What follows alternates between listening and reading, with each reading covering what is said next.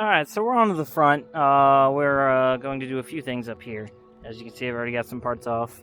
We're going to be replacing the sway bar bushings there. We're going to be replacing the lower ball joint here because it's torn, and this entire lower control arm. So I'm only going to show you guys one side because you don't need to see two sides. But take off all the 10 millimeters and 12 millimeters holding on the brake lines, your ABS sensor, take off your outer steering rod in here.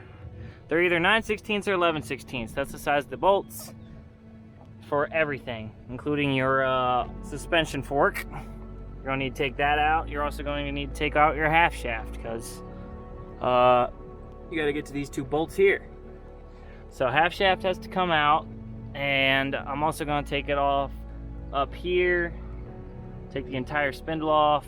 Caliper's already cracked, so I can take that off so I can get to the lower ball joint. But I think the next thing I'm going to do is do this. So I'm going to have someone hold the brake while I crack the spindle nut, not the spindle nut, the half shaft nut. And I'll get back to you guys.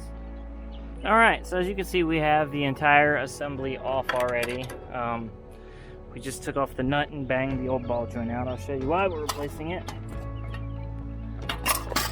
Whoops.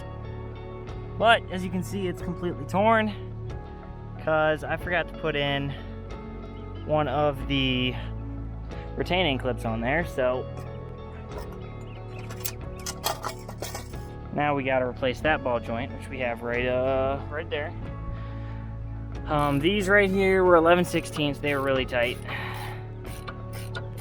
11/16. Take those two out, and then you only have the one bolt back there, which also looks like 11/16. And that's how you replace your lower control arms, guys. Sway bar bushings, I don't think y'all really need to see. That's like common sense, but let me get you guys the size code. 36 millimeter for your half shaft nut, in case you were wondering. And then I had someone hold the brake and use my 3/4 breaker bar, and they came right undone. Yeah, you can see these starting to dry rot and crack, so they were definitely ready for replacement. Hopefully all this, I know that was the popping noise because that ball joint was just popping back and forth when I hit suspension because I didn't put the retainer clip in. So make sure you guys install your parts properly. Even me, who's been a mechanic for 10 years, still makes mistakes like these sometimes. But everything else looks pretty good under here. We're just gonna grease stuff up, torque stuff down, and replace worn parts like this. And I'll get back to you guys when I put the new part on. Alright guys, I ended up putting everything back together and forgetting to record anything. So everything's on.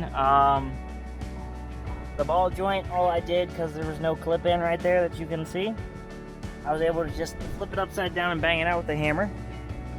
And there it is right here. Split open and no good. So old ball joint out. Here's the old lower control arm. This looks like junk. And here is the old sway bar bushings, which, not that one, but you can't really see, but they're dry rotting. They're on their way out too, 130,000. So now we're just doing the other side. This side's all done. There's the new one right there to install. Once I get that done over here, I'm going to take this thing for a test drive and see how everything feels. Should feel way better, guys. I'm excited for this.